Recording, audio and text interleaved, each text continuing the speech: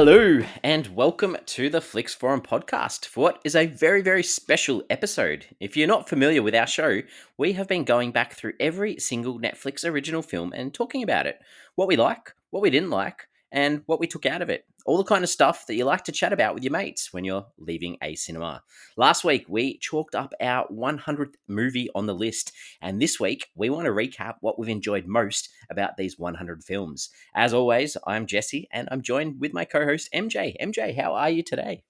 I am very, very good, Jesse, because these are my favorite episodes to do. I think I've already told you this. You know that I love a list, and this gives me a chance to list and rate not only the 100 films that we've seen in order, but also just talk about the best scenes and the best characters and all that kind of stuff.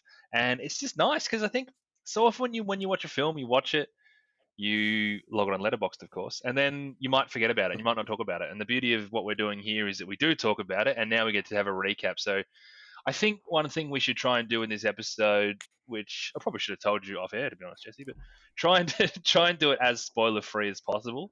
So we don't Ooh. expect that as possible, but we don't expect that every single person would have seen 100 films.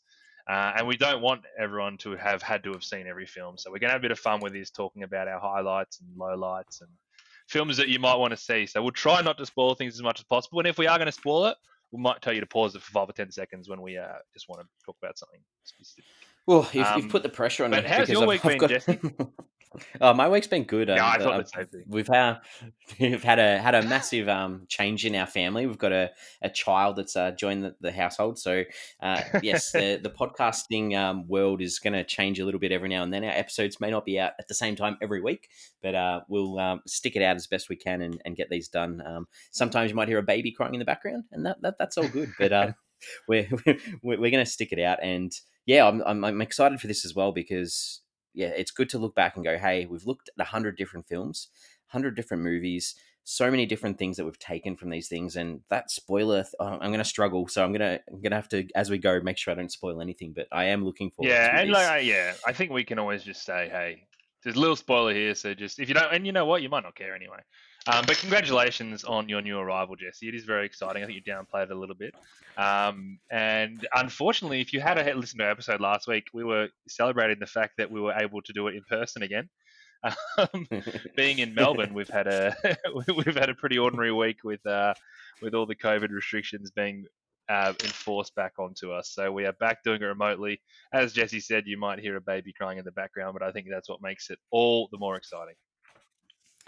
Yes, it's so very, very exciting. So if I slur a few of my words, which I just nearly slurred that one, but it's because of the lack of sleep and the ability of just having very long nights that turn into mornings and days, and it just sort of all blurs into Poor one. bus. So let's get on to this. This is your episode, MJ. This is what you love the most, like you've mentioned. So let us know what's going on first. Yeah, well, I am happy to take the reins today a little bit more. So previously we've done these episodes, and I've got you to send me through your list, and we've done like a total, Flix Forum average of our rankings.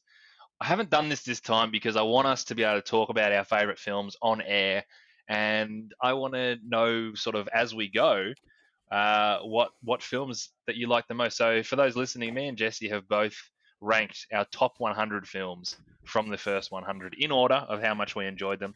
We're going to post both of our lists online. We'll probably have links to even letterbox lists that we can send out as well. But for the purpose of this episode, let's go through our top 20 each. We'll go through from 20 to 1. I want to go through me and you at the same time, and we can have just a quick brief chat about what we've got. So Jesse, what did you have as your 20th best Netflix original film?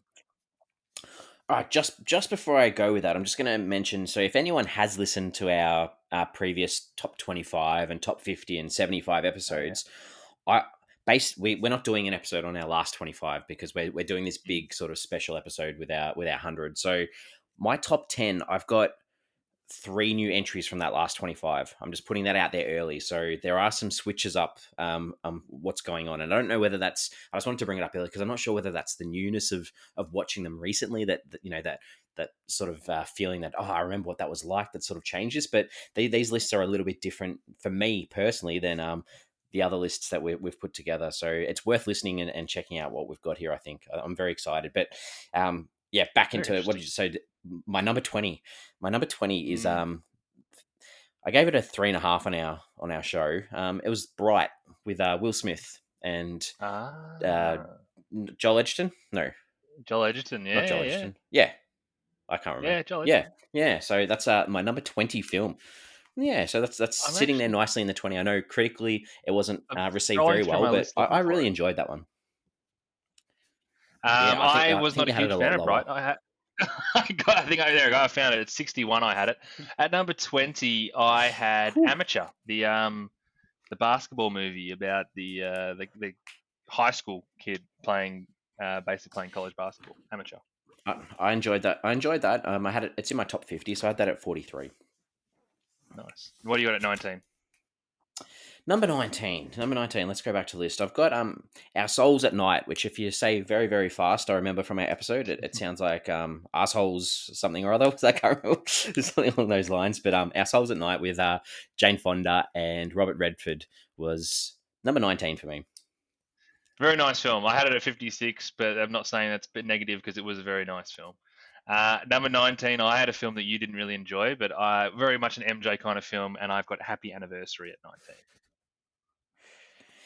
Yeah, I didn't mind that film. I thought it was okay. I'm struggling to find that on my list as well. Number 75, I had that, so Ooh. fairly low. But yeah, it wasn't horrible, but it wasn't the best either. All right, Yeah. number 18, and I think that you're going to have this one a bit higher than I did. I did really enjoy this film though, and that was Come Sunday with Jason Segel and Chiwetel Ejiofor. Number 18 for me. Yes. I will come to that one later on. Yeah, I thought you would. All Number right, you're 18. 18, yeah, I had Girlfriend's Day, which I think you're going to have very low, but I very much enjoyed Girlfriend's Day. Very weird, very different kind of film, but I enjoyed that they really lent into this whole bizarre kind of scenario. And Bob Odenkirk, very good in it. Yeah, I had that down at 67, but yeah, it was a different sort of idea where that greeting card sort of world, which it was interesting, but yeah, it wasn't my favorite. Okay, we're into number 17. This is one of the recent ones that 17. we've done on our podcast, and that was Extinction for me, the sci-fi film, Ooh. which I won't say much about because I don't want to give it away, but Extinction number 17 for me. All right, where did you have Extinction? I had Extinction at 40, but yeah, and a very honest film. I didn't mind it. We had Hmm. had a chat about that recently. Number Yeah. 17, a film that definitely split us as well. One of the funnier films, probably the funnier, the best straight comedy I reckon that we've had in these top 100. And for me, it's Game Over Man. I laughed at parts of Game Over Man, but there were parts of that film that just didn't sit right with me. And I can completely see how some people would find that really good. And yeah, I enjoyed parts of it, but for me, that was at 83. Okay, we're into number 16. Number 16, and I think these are our top between 10 and 20. I think we've got quite big differentials with these because I think you're going to have this one a lot lower as well. And for me, this was the film with Brad Pitt. It was War Machine, which I really rated Ooh. highly. Yeah, and I'm guessing you've got that quite a lot lower. Yeah, I had a lot of trouble with War Machine. Here we go. I've got it at number 80. It didn't do anything No, for me when it was too long. That was the no. other thing that stood out. No, good. Now let All me right, yeah. scroll Well, all the way back up my list. So yeah, what 16. I had another one we did somewhat recently. Really good thriller was Caliber. Caliber, yeah, that was an enjoyable film. I had that at number 40, so it cracked my top 50, but definitely a good film as well. Was that Irish? No, Scottish. I think it was Scottish. Scottish. Yeah, you're right. Scottish. Scottish. Yeah, I think it was Scottish. Good. Okay, top 15 now. We're looking at the 15. What we think of the Mm. top 15 films. I've got one of the earlier films that we did. It's a sci-fi film. It's Ark. I've got at my 15th pick. What about you? Ark was a good movie. Yeah, I'm going to get to Ark later on as well. But number Ooh. 15 is. I've got a weird trend here of these are a lot of films that you didn't like, Jesse. At number 15, I've got Shimmer Lake, which almost the Oh, best twist that jeez. we had. I'm gonna have to. I can't work out. 84. I had Shimmerlake. Shimmerlake was one of the worst films that we watched. So I'm glad you enjoyed that. But Me and Heater both liked 15. it. Yeah. Who's Hater? Yeah, I forgot who that guy is. We'll see. He won't even listen to this, so he doesn't know what I'm saying. All right, 14. So number 14, I had a great film. I think it was Alan Page in Tallulah. I enjoyed Wow. that film from early on. That was quite a nice film. So Tallulah for me at number 14. I did like Tallulah as well. Number 14, I Don't Feel at Home in This World Anymore. Yeah, good. I think that's probably the closest we've had. I had that at 27. So yeah, that was a Elijah Wood film. Good film. Good Melanie film. Very Linsky. good film. Yep. Yes. Good. All right, 13. And I think you had this one a lot lower than I did. So again, number 13 for me was Burning Sands, which was that hazing film. Ooh. Yeah, which I know you weren't a massive fan of. I didn't Which, yeah, like you Burning probably Sands, should. no. Nah. That's really low, I had really Burning low. Sands. I had it at 90. Oh, And I think you're probably going to have my number 13 in a similar spot. I've got Clinical at 13. I didn't hate Clinical. From memory. Clinical I had at 58, so not quite as low, but yeah, Okay, Clinical was okay. There's some good things that I'll talk about in my scenes later for Clinical, I think, or performances. lovely. All right, number 12. I've got one of the Stephen King adaptions. We've done two so far on Flix Forum. Number 12, I've got 1922, which was that Yeah, sort of nice. farmer dude. Yeah, with his. Yeah, I'm not going to spoil it. I won't say anything. Don't want to spoil it. If you want to watch 1922, head out and do that. All right, MJ, you'll go. Yeah, I'm not dissimilar with that. Yeah, 1922, I've got it at 27. Number 12, I've got Tallulah, though, which you've just Oh, mentioned good. before. So they were very close. Oh, very, very close. Yeah, good. Nah, Tallulah was a good film. I'm thinking as we're starting to head towards the top 10 that we're going to have a few more similar ones, but I definitely know my number. What am I up to? 11. You are going to 11. have so low. I think number 11. I've got Mercy. Oh, yeah. So 94. 90. Yeah. So your sixth worst film is almost cracked my top 10. We were on a completely different page with that film. That film bothered me in so many ways, and I'm glad it didn't bother you. Goodness. All right. What did you have I at actually 11? think we're going to do this again, though. 11, I've got Irreplaceable You. Oh wow, I hated that movie. I've got that at 85. What are we doing? It's like we watch different films. I thought recently we've been a lot more in touch with each other, but obviously Yeah. not. This is our 10 to 20, or sorry, our 11 to 20. We've been very off skew. So let's hope that we can bring it home together for our top 10. So number 10, are you ready for it? I'm hoping that you've got this somewhere. If not, I'm going to cry. Yep. I've got. It's one of our recent films that we've done. It's the Indian film Sometimes about HIV. Where's that sit for Yep. you? I enjoyed that movie. 29. But I did enjoy it. 29, It was okay. a good, very good movie. Not top 10 though. Okay, we're still off a bit. What's your number 10? We're still off. Number 10, it is also a foreign language film, though, and I've got Seven Años at number 10. Good. I've got that at 21, so not too far off. That was a very good film. Just missed my top 20. Seven Años. That was a good film. All right, number 9. Number 9 again. I've got another foreign language film, and this is another recent one, and it's another Indian film. It's Lust Stories, which was the anthology 4-part story about lust, I guess is the best way of putting it. But I love that was you have that at number 9. I really enjoyed that film. Not quite as Yeah. much as the Mumbai Stories, which was the one before it, but I really enjoyed that film. What about I you? also enjoyed it. I had Lust Stories at 23. So it's a really good film. I'd highly recommend it. Number 9, I had A Futile and Stupid Gesture. Very nice. I had that at 25, so not too far off, but I know that you rated that one. That was a very good film if you want to, it was good, a comedic look at a true story, I guess is the best way of putting it. Yeah. Number Exactly. 8. Number 8. I've got my second Stephen King film in Gerald's Game. Ooh. And it sits in my top 10. Where did you have that one? Gerald's Game. I had it at 50. I didn't enjoy that one as much as you, but it was still all right. I just thought that one location sort of film, I really appreciated that. Thought that was really good. Yeah, and her performance was insane. Yeah. It was. All right, you're number 8. Number 8, I have the very first film we ever did, Beasts of No Nation. Fantastic. Wow. So that's been pushed down a fair bit from recent times because we had that quite high a lot of the time when we've done a few of our lists. So Interesting. Yeah, I may still have that to come coming up. I So thought you might. good. All right, number 7. And this one I think you're not going to have in your top 10, and I can put money on this one. But I absolutely loved this film, and I know that we made some comparisons with Dear Simon, but for me, Alex Strangelove's my number 7 film. I really loved that film. Wow, yeah, I knew you liked it. I didn't know you liked it that much, but yeah, it wasn't a bad film. It didn't do a lot for me, but I can see the appeal. I had it at 64. Alex Oh, Strangelove. So okay. cool. So that Ooh. was number 7 for you. Yeah, number 7. I love that film. That was great. All right, what do you got at 7?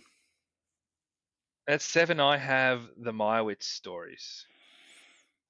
Good. I still have that to come, so I'm going to hold off on that one. Ah, nice, But good choice. nice. Good choice for top 10. Good. So we've got a couple that are in the top 10 together now, which is a good feeling. Mm, All right, number 6. I have the Angelina Jolie directed film First They Killed My Father.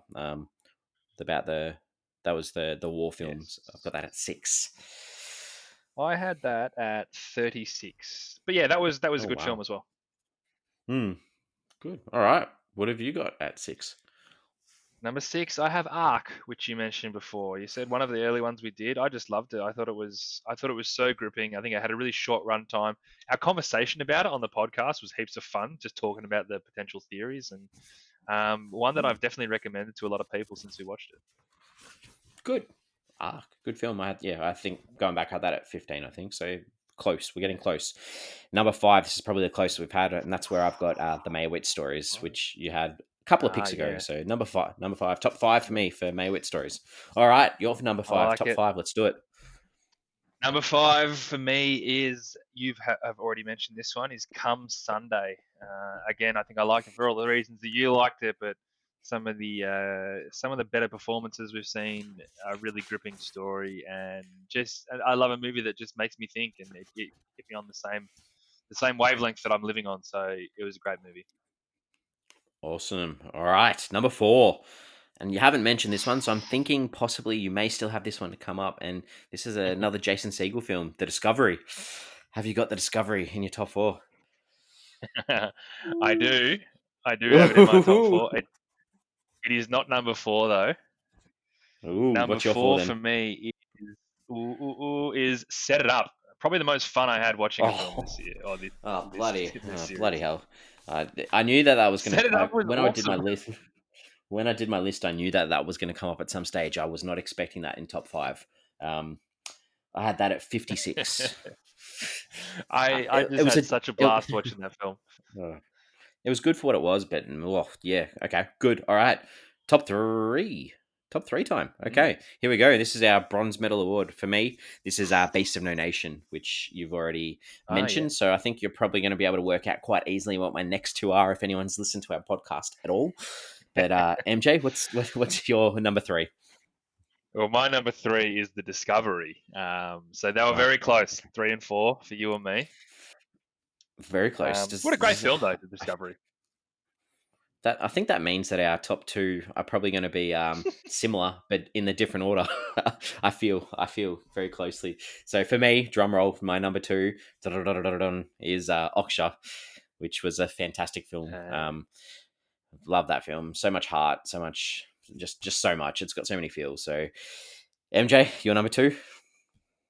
My number 2 is The Fundamentals of Caring. And yeah, you know what? It's probably better for you to talk about. What was your number 1 film, Jesse? Good, great lead in because that's my number 1 film, The Fundamentals of Caring with Paul Rudd, Selena Gomez. That movie just, I don't know, it's just one that you can watch and it'll pick you up, and it's just got so much heart. Just yeah, I can't complain about anything in that film. So highly recommend if you haven't. And it's one of those films that a lot of people probably haven't heard of. And when I speak to people and they say, "Oh, you do a podcast, what's a good one to watch?" and I go, check out The Fundamentals of Caring. Let me know what you think. So that's where my number 1 pick is. And MJ, I think now it's your turn to sort of lead into um, where you want to go with number 1. Yeah, look, and to be honest, Fundamentals of Caring, as you said, it was a belter of a film. Paul Rudd was awesome, Craig Roberts was awesome, but it has been one of those films that I've recommended to a lot of people, and a lot of people have come back and said, "Wow, thanks for the recommendation." It's almost like this little hidden gem that, I mean, it's getting more and more recognition as we go, but it's just a really as you said, it's a solid film. It's so hard to find an issue with it, and it's really heartwarming. I'd love to watch it again, to be honest. But Hmm. you did allude to my number one is Okja. This movie blew me away. I don't remember feeling so much heart in a film in such a long time.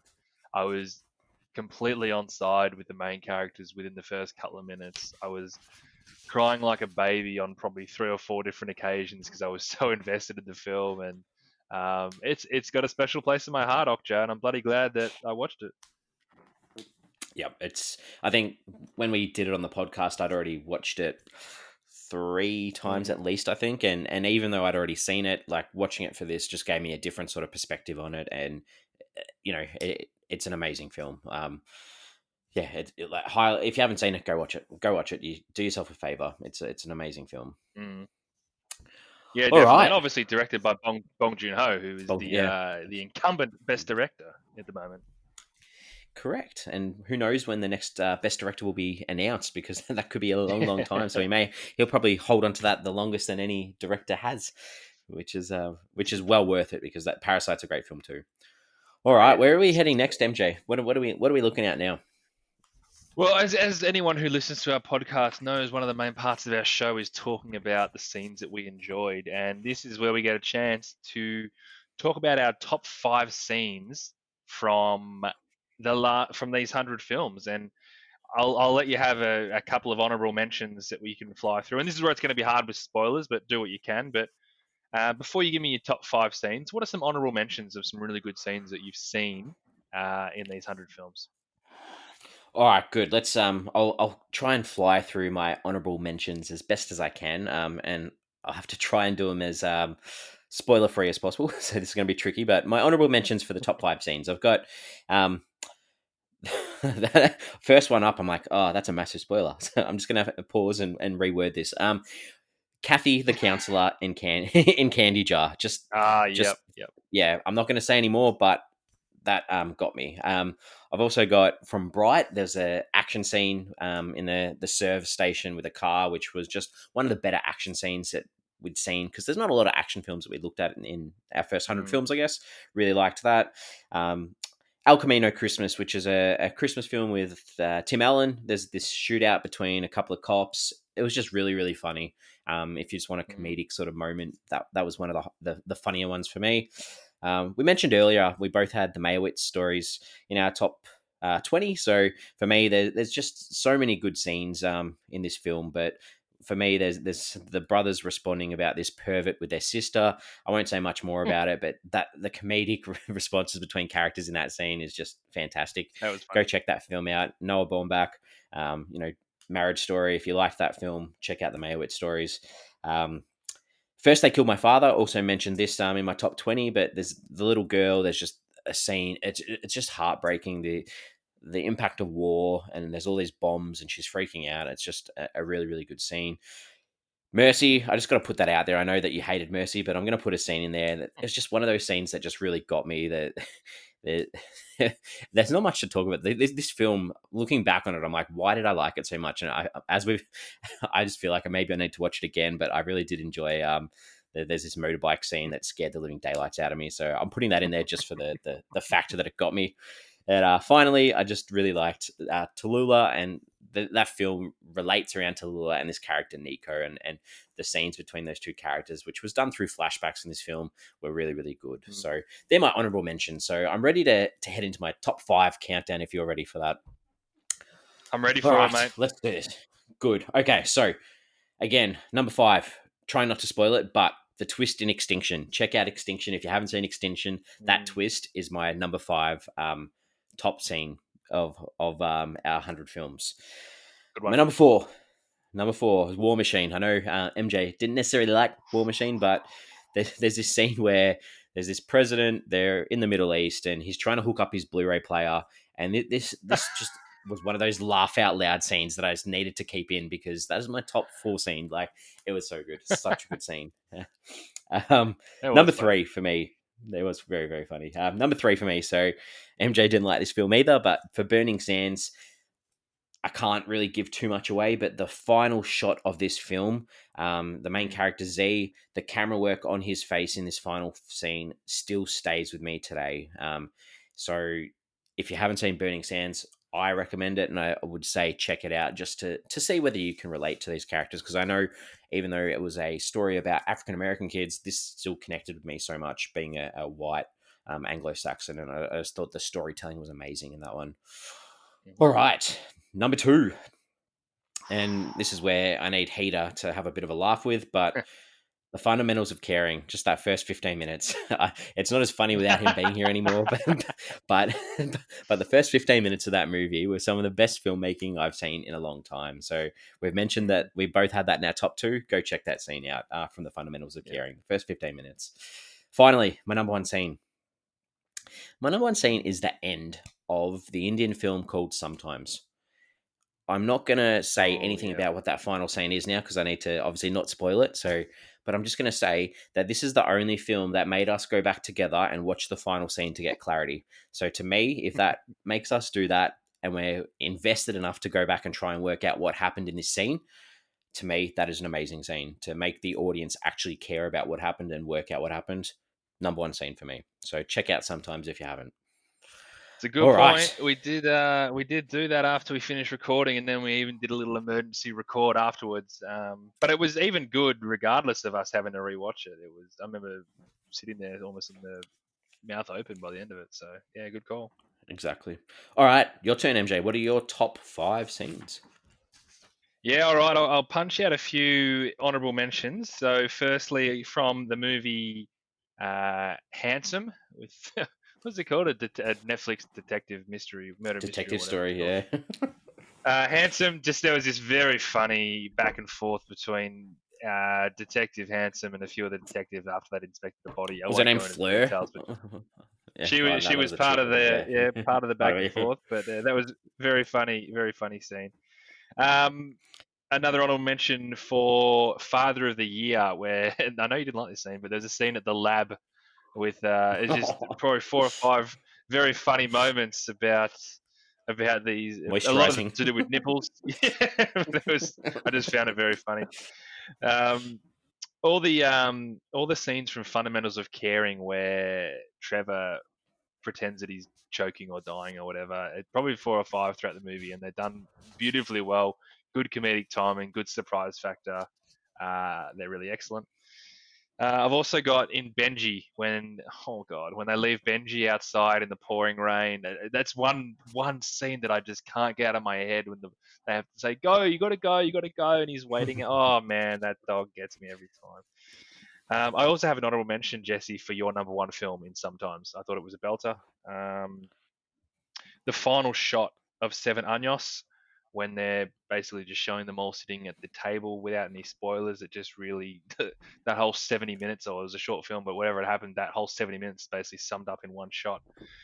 Um, the My Witch story is a different one to you, but again, it's a scene, it's a movie that you just enjoy as a whole without trying to really pick things out of it. But there's just this one scene where Adam Sandler character, um, he starts to realize about the how pissed off he is at his dad, and he doesn't know why, and he kind of wishes that he had done one really horrible thing to him, but instead it's just, Mm, he talks about this multitude of small things over and over and over again, and it's that those tiny moments in our life that really set us up for who we are. So that was a mm, really nice monologue. In the movie Clinical, the Nora, who is the basically the escaped mental patient, when she gets inside the house, absolutely chilling scene. I remember it very well, mainly for the way it made me feel rather than how it was. But awesome scene. And I'm just going to write the twist from Shimmer Lake. No more to be said. Felt like I was watching Saw. I was that impressed. it was Uh, like Saw. It was literally Saw. I think they took the music out of Saw. Um, I got two more honorable mentions, but in The Babysitter, when B just gets real stabby for the first time, and I think it's the first time in a movie I was like, what the hell? I did not see that happening when she just basically killed a guy. And then the elevator scene in Set It Up. You don't really need to say anything more than that, but the elevator scene in Set It Up was very, very funny. So into my top five. from the movie Come Sunday, and this scene is probably really good because of the performances from Jason Segel and Chiwetel Ejiofor when they're at Chiwetel's house and they're basically talking about everything they've built together. But that chemistry and the love and them feeding off each other, everything about that scene was just so powerful.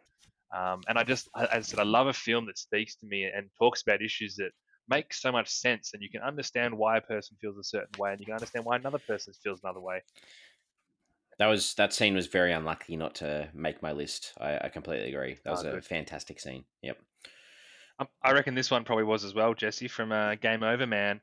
The scene in the room with the gay terrorists, particularly with Adam Oh. Devine basically being nude from the waist down for the entire scene, and it's just a very funny scene with them fighting and him having his pants down, and by the end of it, once they realize they got to go, he actually goes into the closet to put his pants back on, so he's not doing it in front of them.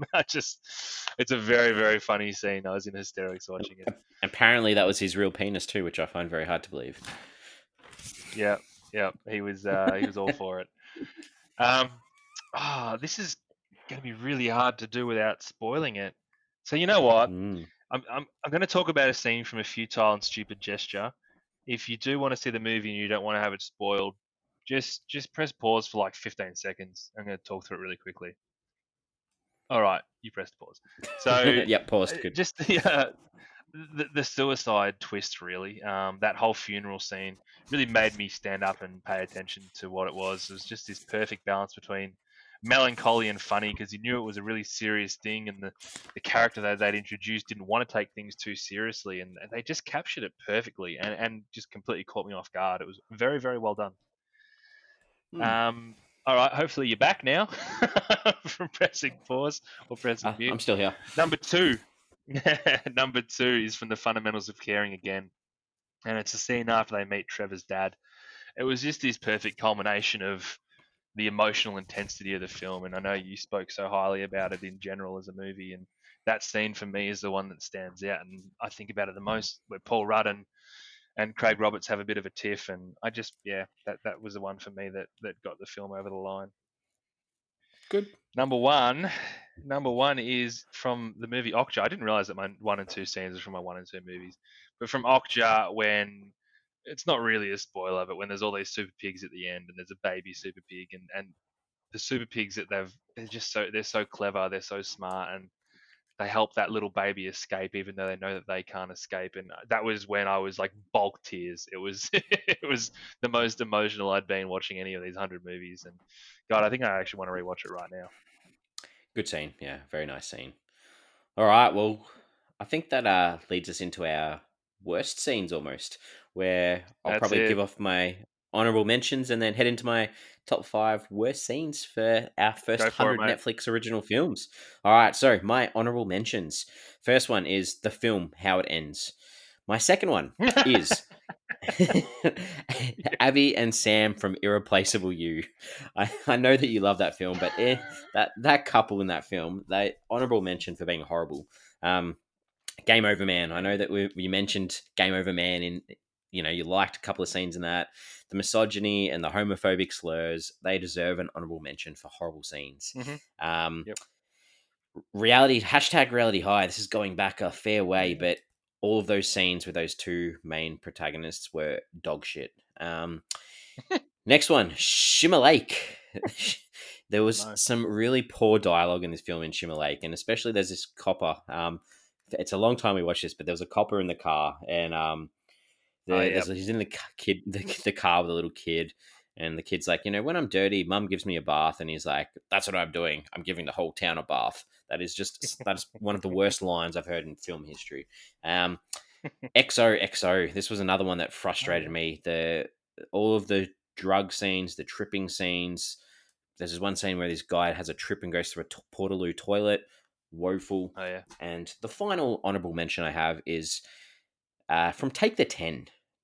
Just that Chester and Oh Chris yeah. character, the opening scene in that set me off so poorly for that film that I can't go back on that film. So, Ah yeah, yep. go Yep. back and Yep. watch the start of the opening scene from Take the 10. That was really poor. All right, top 5. So number 5 is from our film that we did last week, which was Bruj Mohan Amar Ra, and it's the end of that film where they've got this parallel story with a judge and this guy, and I don't want to spoil it, but that was a horrible scene. So I'm putting that as my number Yep. 5. Number 4, going all the way back to the start, one of our worst films, which I think we've both got very, very low on our lists, but it's Brahman Yep. Naman, and it is a scene with a fridge, a ceiling fan, and a fish tank. I'm not going to go into any detail, but it involves a penis, and that is all I'm going to say. So that was horrible. My number 3 worst scene is any scene with Rob, the main character, from Naked trying to get to his wedding. That movie Oh, was that's the movie. yeah, I know, so repetitive. So that is number 3. Is That those was the scenes crux of the Naked. movie. Correct. So that's where I've got it at 3. Number 2. So we're getting there. 2 to go. Number 2 Yeah. is Paradox. Number 1. We're up to my number 1. Number 1 is Worst scene. a film called To Each Your Own. And again, this is going to be hard without spoiling Yes. it, but the final Nah, scene do of it. You this got to do film it. Yeah. is just whoa, whoa, whoa, whoa, whoa, whoa. Worst ending I've seen in a film in a long, long time. That is my worst scene. To Each Your Own. Check it out. Was it? I think it was French. It's French or Italian? French. I think it was French. It's a French film. French. Whatever. Yeah, it's left such a good impact on me that yeah, go watch that. That is the worst scene in 100 films. The last scene of that film. Okay, MJ, fill us in. What are your worst scenes?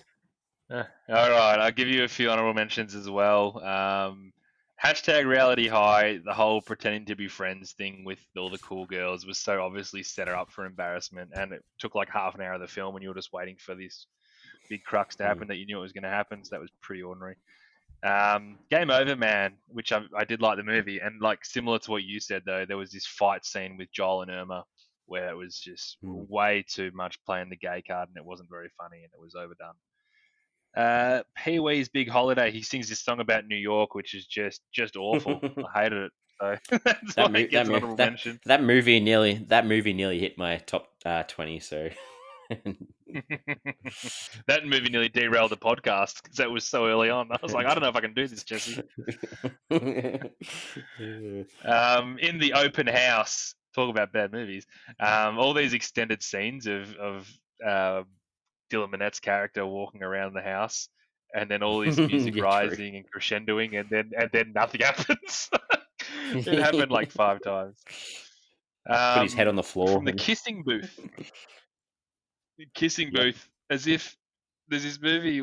I think this is meant to be this scene where it's meant to be like this big romantic scene where she's jogging home from the kissing booth. Firstly, and then he sort of rolls in on the motorbike and picks her up, and then it starts raining, and then the rain stops, and then they have this like over dramatization, like if we wait out this rain, we should be fine, like it's going to be the end of the world, and it is just a disgraceful scene. And I love a good romantic scene, and that didn't work. Yeah, that running almost made my horrible scenes just for the running that we saw in that, and then that takeoff of the Sound of Music, almost little rotunda. That was woeful. Yes. I agree. So bad. So Brij Mohan, like you mentioned, different scene, but there's a scene where his girlfriend, or whatever you want to call her, she cuts up all of his clothes and she wants to have sex with someone else, and then she slaps him, and then he still is just like, oh, I love you, you're the best thing. And I just didn't know what was happening. I didn't know why they were at the hotel. The whole thing didn't make sense, and that scene was just awful. Yep. What's next? The most hated woman in America, when they jumped to 3 years later, completely softened absolutely everything that was happening in that film at that time. Very, very ordinary. This is pretty self-explanatory, but there's a rape scene in The Killer, which is just hard to watch. I didn't enjoy it. I was surprised this movie didn't get a mention for you in any of your scenes, Jesse, but from Mascots, a scene with Corky St. Clair helping Lacey with her dance rehearsal, which was just a mishmash of shocking characters coming together to completely waste my time in front of TV. That is my least favorite movie out of all the films we did, but I couldn't. I was like, there's more important things to talk about than that piece of shit. So yeah, that's all good. I'll leave that one out. So that was number 100 for you, was it? That was my number 100. For those playing at home, mine was Brahman Naman. All right. My final honorable mention is in Pee Wee, where he's screeching that balloon for about a minute and 40 seconds. But I I'm That going to was be good. honest. Our dedication to this podcast, we've seen a lot of bad movies and a lot of bad scenes. That is the only time I have fast forwarded through a scene, and I genuinely fast forwarded through him screeching that balloon. I didn't even know it was going to last as long as it did. Yeah, that's great. All right, my top All five right, top five. from Win It All. There's a scene where he has a heart attack, which I thought, whilst watching the film, it was meant to be a fake heart attack, but it was a real heart attack. It was just the worst acting you'll ever see. From the movie Mercy. Sorry, mate, but it bothered me. Actually, a little bit of a spoiler here. If you do want to see the movie Mercy, I'm going to spoil it because I have to spoil it. So just hit mute for a second. It bothered me so much how easily they administered that cure. When the whole time I was like, just give her the cure, just give her the cure, and there was all this toing and froing, and they just did it, and it was easy, and it really bothered me. For someone Number who was three. I was going to say, for someone who was like against us not giving spoilers, you've spoiled quite a few things in your At least, scenes. at least I've given a little alert. I know, it is hard. Yeah, Um, true. Number three, I've actually got your number one scene from To Each Her Own. That was just an atrocious ending of a film. It was embarrassing. Yep. Actually, at number two, I've got all Mhm. the scenes from Brahma Nama that you mentioned as well. The fish tank, the fridge, basically all the unrelatable masturbation scenes that were terrible. Yep. And number one, you also mentioned, but I'm breaking it down a little bit more. But the first 15 and 20 minutes of Paradox and the last 15 and 20 minutes of Paradox. In the middle, there's like this little concert that's okay, but apart from that, it was whoa, it was bad. It wasn't it was like a 50-minute film, so you've only left about 20 minutes out of it. Yeah, and I just had to mention Yeah. that 20 minutes wasn't as bad as the rest. Good. Yeah. No. That Paradox. That was Daryl Hannah. Yeah. I don't know what she was doing. All right. Yeah, it was. So we're on Tough. to characters. Characters. This is where we go Yeah, and I through just our top. before you Yep. start though, I just want to mention like a character because it does get confusing because we have a section for characters and a section for acting performances, and a character for me trying to differentiate the two when I'm making these lists is it's all about someone that we could connect with and relate to and basically just enjoy on a visceral level, and that performance always helps, but sometimes these characters were just so well put together that the movie just doesn't work without these characters, and that's kind of the difference I think between a character and a performance is sometimes a character is just so well written, and you go, what a brilliant character that they've created out of nothing. So that's I just wanted to give that before we sort of start. Oh, geez, that's a tough definition. I hope my mentions are going to stand up to that because Well, I think I've got you do it without even thinking about it. It's just yeah. nice to be explicit about what we mean by character. Good. All right. Well, these are my honorable mentions for our top 5 characters. So the first one was from the film The Week of, which was about two families sort of getting together for a marriage, and the character from that was Seymour, who was played by Steve Buscemi, and was this wheelchair Good one. bound guy with this fake war sort of fake veteran of war sort of story. I just thought it was a great character that provided a lot of comedic relief for that That film. wasn't Steve Buscemi though. No, it wasn't, was it? Because that guy, yeah, sorry, not Steve Steve Buscemi Buscemi. was Steve his Buscemi son. was the guy wheeling him Yeah, around. Yeah, sorry, yeah, yeah, yeah, you knew who I meant. The Seymour dude, yeah, the guy who was actually a yeah, guy who had no legs. yeah. Sometimes is a film I've mentioned before, and I'm just going to put in this Krish character, just because of the impact of this final scene of this film that I'm not going to spoil, but the Mm-hmm, the voiceover, just his presence in this film, I think is very very mm-hmm. important. And I think he's a very important character to that film. And liking that film, I Yep. need a character from that film as well. Um, I'm gonna put in a character here, Chris O'Dowd, he plays this character called Mundy in Cloverfield Paradox, and just for a film that was the third film in a trilogy, he provided again a lot of comedic relief that I really enjoyed in that film. So that Mundy character Yep. was just really good in this sort of situation where there's lots of different characters from different countries, and yeah, he was good. I've mentioned this previously, but we watched this film called The Wheelman, and it was literally set in a car. So I'm putting in the car as this character because the camera very rarely left that car. Great character, Yeah. great film. Highly recommend that one as well. I haven't mentioned that one yet, so that's a good one to sort of one of Cool. those surprise sort of packages that's there. Um, Nick from Bright. We've mentioned Bright before. Mhm. Um, just being a cop to this character was everything to him, and just this sort of these struggles that he has between being an orc and being a human and whose side he's on. I just thought that character story and that circle that he had in this film was fantastic. So I'm putting him Mhm. in as an honorable mention. Um, I liked Mercy. You didn't like Mercy, so there's these brothers in this film, and I'm just putting an honorable mention to all those brothers in that film because um, they were just also different and helped propel that story. Finally, my last honorable mention is the commandant in Beast of No Nation, who was played by Idris Mm. Elba. Just this hard ass sort of guy that, yeah, just such an important character to that film, and just that innocence in these Yeah. characters is sort of taken away by this one person who represented a lot more in that film. Yeah. All right, Good. top five. My top five characters. So my number five is Sandy Wexler from the film Oh, Sandy Wexler. nice. That character is just such a good character, and I know Adam Sandler put together all these different people, as well as his manager, who or one of his man was his man. I think it was his manager at some stage. I think it was basically He was based on his based manager. on him. Yeah. Yeah, just that character was fantastic. So here's my number five.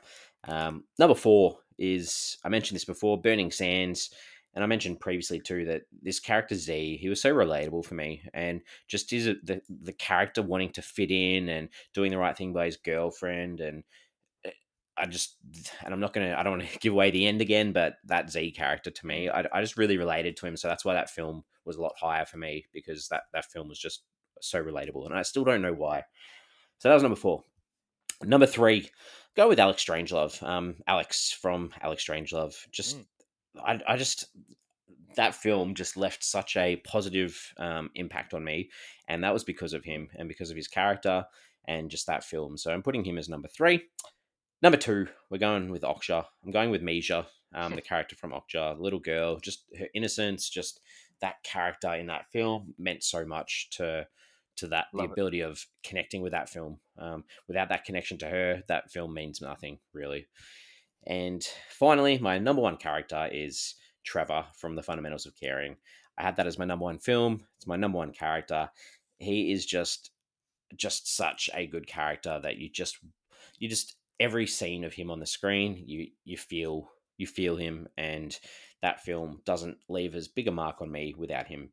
So that's my number one character is Trevor from The Fundamentals of Caring. All right, MJ, That your is a turn. great Hit us list. up with your. Yeah, no, it's good. Hopefully there's a few different ones for you, so what have you got?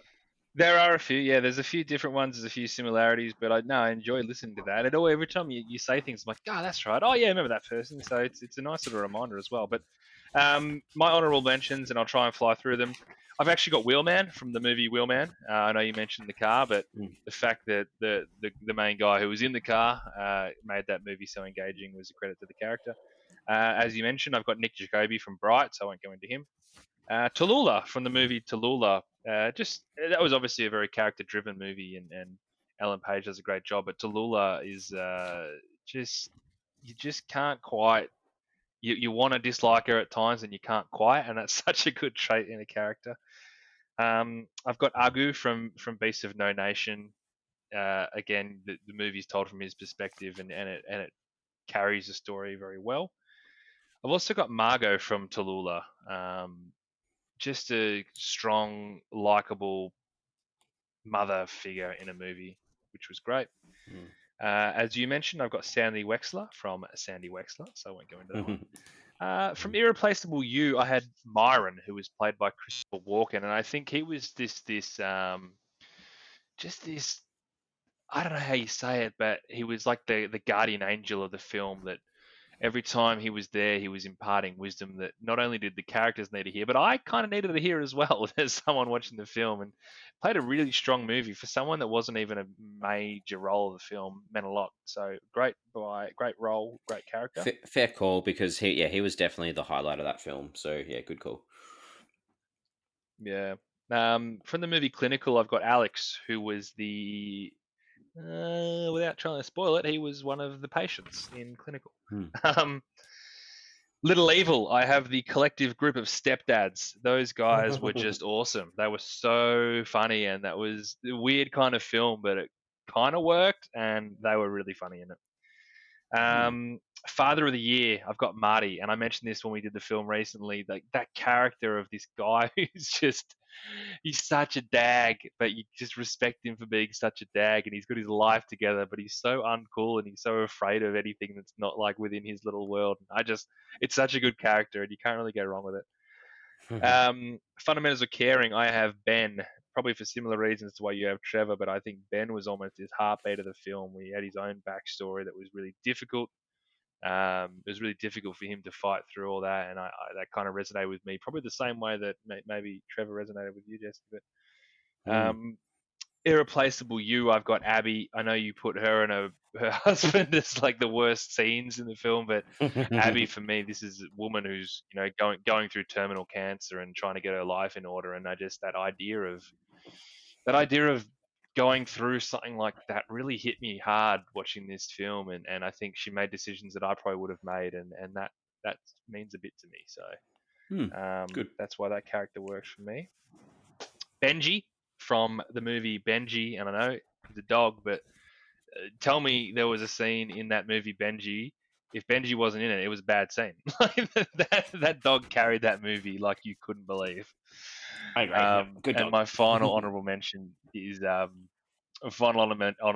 Krishnamurti, as you mentioned from Sometimes as well, for the same reasons that Hmm. you mentioned him. So my top five, number Hmm. 5, Detective Fleur Scazzari from Handsome, just hilarious. I just laugh after laugh. She was crass as hell, but just so many great lines that I was eating out of the palm of her hand. So number 4 from the movie Caliber, I've got Vaughn, and again, this is a movie that made me think so much of what I would do if I was in his situation, and this character probably, from a relatable perspective, is probably the reason why I like him so much, because he made so many decisions that I probably would have made. So just that's a character that stuck with me and made the film as good as it was.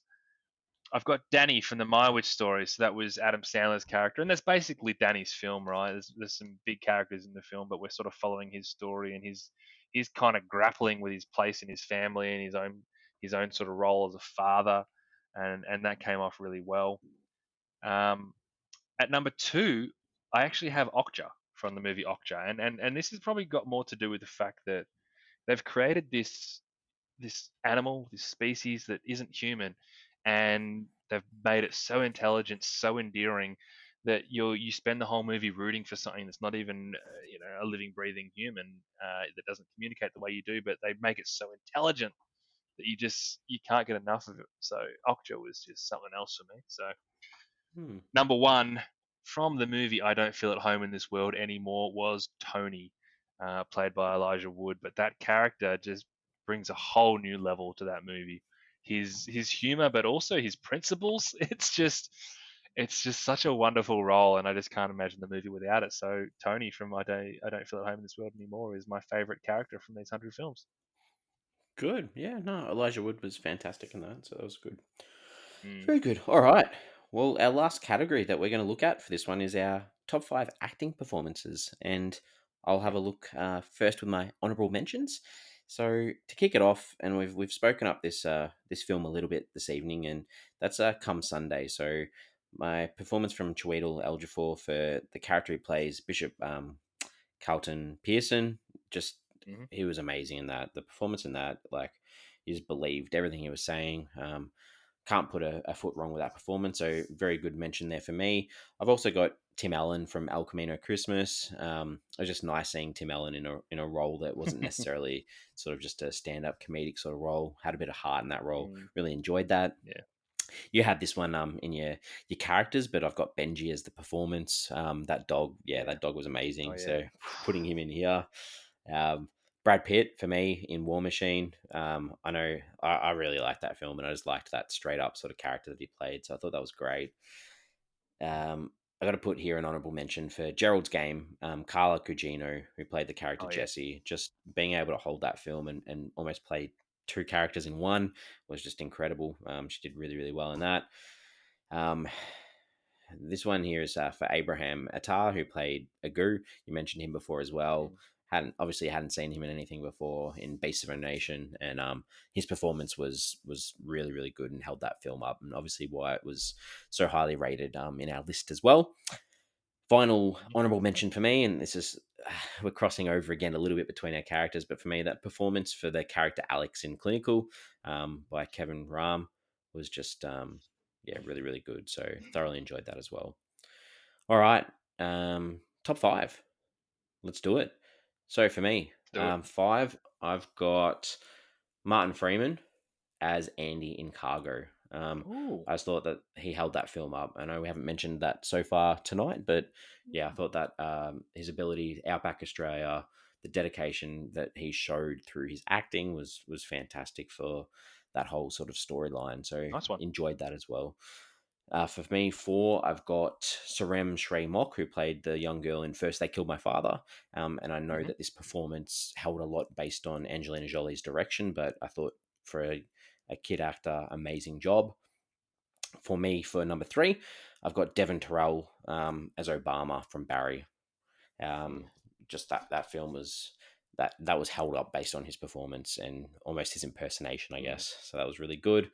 Mm. Top two, here So we go. believable. So number two for me, I've got Jack Black from The Poker King. He played this character Oh, Yarn, based on a real yes. character. He was fantastic in that role. Like just such a good job. Just believable. Just not what you expect from Jack Black. So I really liked Yeah. that. And then finally, number one for me, I've got Jason Segel for Kun Sunday. His character is Oh, Henry. yeah. He just blew it out the park for me. Just a bonus mention. I mean, he was in Discovery as well. He was good in that, but just his character and that scene that you mentioned that I almost had as an honorable mention, like he was just fantastic in Mm. this. So that's why I've got him there for that number one. All right, That was your turn. awesome. Let's do it. Yeah. I love going through this stuff, so I'm gonna try and fly through my honorable mentions because I've got a few of them, but I do want to mention them all. But this is so much fun to do. So, number 20. Sorry, I won't give you the number. But honorable mention, I've got Idris Elba as the commander in Beast of No Nation. I've got Alan Page as Tallulah in Tallulah. Alison Janney as Margot in Tallulah. I've got Bob Odenkirk as Ray Wentworth in Girlfriend's Day. Melanie Linsky as Ruth in I Don't Feel at Home in This World Anymore. I've got the dog from Benji in Benji. Paul Rudd as Cactus Bill in Mute. Yep. Dustin Hoffman as Harold in the Meyerowitz stories. Carla Gugino as Jesse in Gerald's Game. Marco Giolini as Franco in Forgive Us Our Debts. Paul Rudd again, this time as Ben in Fundamentals of Caring. I've got Jason Segel as Henry, as you mentioned, as number one, and Come Sunday, he was great. Kevin Rahm as Alex from Clinical. Adam Sandler as Danny from the Meyerowitz stories. Zoe Deutsch as Harper from Set It Up. Devon Terrell as Barry from Barry. Lakeith Stanfield as Billy Cole in War Machine. Elijah Wood as Tony, and I don't feel at home in world this more. Don't feel at home in this world anymore, as I said, as my number one character. But Elijah Wood was awesome in that role. And just missing out on my top five is Domhnall Gleeson as Henry Beard from A Futile and Stupid Gesture. So I do have a few there. I understand that, but I just couldn't find myself not to mention those guys. So I thought I'd breeze through them. Number five. This is credit to this actor, to be honest, because you have him at number one. I have him at number five for a completely different film. Jason Segel as Will in The Discovery. And I think what I loved about his performance here was it's not the Jason Segel I expected. I had trouble with him in the first few minutes, and he won me over really quickly after that, but really hard to the point where I loved this movie and I love this performance. So well done, Jason Segel. You've had a good 100 movies in Netflix, and you've only been in two of them. Um, Craig Roberts as Trevor is my number four from The Fundamentals of Caring. I know you mentioned him as your favorite character. The performance to pull off that character was really strong from a guy I've never heard of, and I probably don't think I've ever seen him since. Playing someone with a particular disease, obviously being in a wheelchair for the entire film, but that wit just was just so sharp, and it's just that's such a strong performance. Um, my top three really bloody hard to separate them, to be perfectly honest. At number three, I ended up with Chiwetel Ejiofor as Carlton Pearson in come Sunday. This was such a powerful performance. This movie was in my top 5, largely to do with how good Chiwetel was, and I highly recommend A, watching this film, B, just letting yourself get sucked in by this performance because he was awesome in it. Yep. Number 2, again, could have very easily been number 1, but number 2, I have Thomas Jane, who played Wilf in 1922. If you had told me that Thomas Jane was from the 1920s and he time traveled here to play that role, then I would have believed you. He was that damn good, and that seemed that damn authentic in this movie. It was a hell of a performance from him.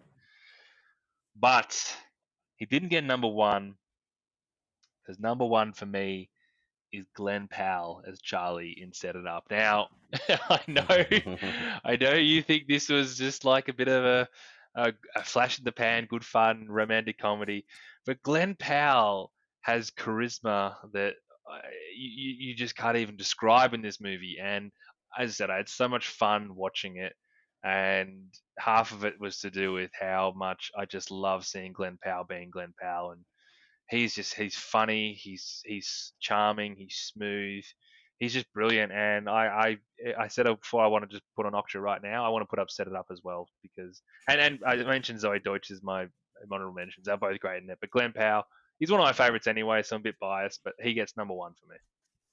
Good. Well, you can definitely go and watch that one by yourself. Again, because I'm not going to watch Set It Up again. Just putting it out there. But no, that's good. It's always good to hear the different things that we enjoy each. That's good. I Yeah, enjoyed well that. put. So as always, that we've had a good time, and we've gone over an hour, so that's it's amazing that we can come up with such good memories from doing this for over a year and a bit. We love Yeah, to year and a chat. half. Yeah, definitely. So, yeah, I guess that's almost it. But if you want to listen out next week, we've mentioned previously that we've got a comedy for our next one, which is Like Father, directed by Lauren Miller, starring Kristen Bell, Kelsey Grammer, and Seth Rogen. So check that out if you're keen to listen along with us next time. But thank you, MJ. This has been good. It has been good, and we'll put some of these lists on our social channels so you can see them. Obviously, it's quite difficult to take stock of everything when you're listening to it, but we'll put our list. We might even put our we'll put our obviously our films. We might put our characters and other things as well. See how we go. But thank you very much, all everyone, for listening. A, for this episode, but B, for the support we've had over the last 100 episodes. We have a blast doing it, and we enjoy the feedback we get from everyone, and we're just going to keep doing it until it stops being fun. So thank you very much.